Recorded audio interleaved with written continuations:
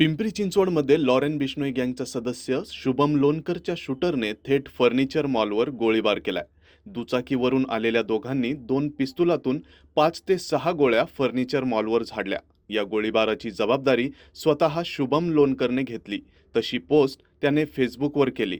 हा exclusive CCTV आपण पाहू शकता. दुचाकीवरून आलेल्या दोघांनी मॉलच्या दिशेने 5-6 गोळ्या झाडल्या. मॉलची काच फुटली. एजे फर्निचर मॉलचे मालक अशोक नैन हे एमडी ड्रग्ज तस्कर असल्याचा उल्लेख करत हा केवळ ट्रेलर आहे, यानंतर थेट गोळी डोक्यात असेल असा इशारा दिलाय. यानंतर पोलिसांनी घटनास्थळी धाव घेऊन बिश्नोई गँगच्या शूटरच्या शोधासाठी पथक रवाना करण्यात आलेत. पोलीस लॉरेन्स बिश्नोई गँग संदर्भात तपास करत आहेत. तर एजे मॉलवरती फर्निचरच्या मॉलवरती खरं तर फायरिंग करण्यात आली. हे सगळं प्रकरण काय आहे? किती जणांना ताब्यात घेण्यात आलेलं आहे किंवा आपली जी पथकं आहेत ते रवाना करण्यात आलेली आहेत? या ठिकाणी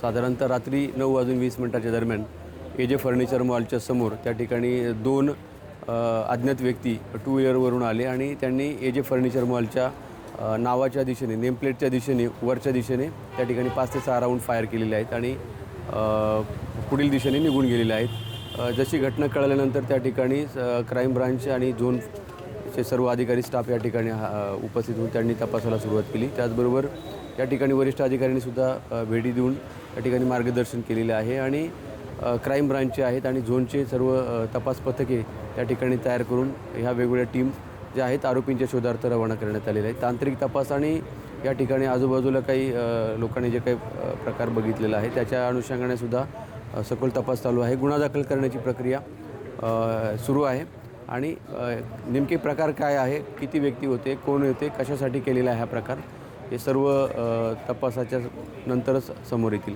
लॉरेन्स बिश्नोई यांचा जो सदस्य आहे शुभम लोणकर यानं याची जबाबदारी स्वीकारलेली आहे. त्यानं हे फायरिंग केल्याचं कबूल केलेलं आहे. सोशल मीडियावर तशी पोस्ट जी आहे ती समोर आलेली आहे. या सोशल मीडियावर जी पोस्ट सध्या जी काही व्हायरल होत आहे त्याच्या अनुषंगाने सुद्धा पोलीस विभागाने अतिशय गंभीरतापूर्वक हे प्रकरण घेतलेलं आहे आणि हा नेमके प्रकार काय आहे हे सुद्धा त्या दृष्टिकोनातून सखोल पद्धतीने हे आम्ही तपास करीत आहोत. अशा प्रकारच्या घडामोडी जाणून घेण्यासाठी पाहत रहा पिंपरी चिंचवड न्यूज. सोबतच आमच्या फेसबुक आणि इंस्टाग्राम चॅनलला फॉलो करायला विसरू नका. तसेच यूट्यूब चॅनलला आत्ताच सबस्क्राईब करा.